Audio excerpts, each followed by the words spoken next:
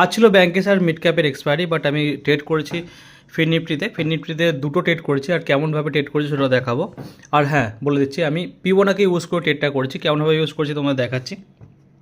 দেখো পিওনাকে ইউজ করা আছে, যেমন আগের দিনে ক্লোজ এখানে হয়েছিল, আর 0.6 থেকে 0.66 থেকে দেখো রিট্রেস নিয়েছে, মানে 0.66 থেকেও, যেমন আগের দিনে মার্কেট দেখো এখানে ক্লোজ হয়েছে, আর দেখো এখানে 0.3, 0.5 আর 0.6, যেমন মার্কেট মানে খুলেছে 0.3-তে, 0.3-র পর 0.5-এ গিয়েছিলো, বাট ডাউনে মেরেছে।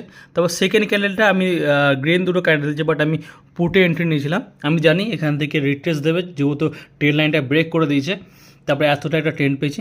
আর এখন 0 পয়েন্টে একটা স্ট্রং সাপোর্ট ছিল, ওখান থেকে মার্কেট রিভার্স দিচ্ছে, তো এখনও একটা এন্ট্রি নিয়েছি, কলে এন্ট্রি নিচ্ছে। মার্কেট ক্যাশ যতটা করার করে দিয়েছে 2-3 দিন ধরে, বাট এখন রিভার্স দিতে পারে। বাট আমার আইডিয়া আছে এটা যদি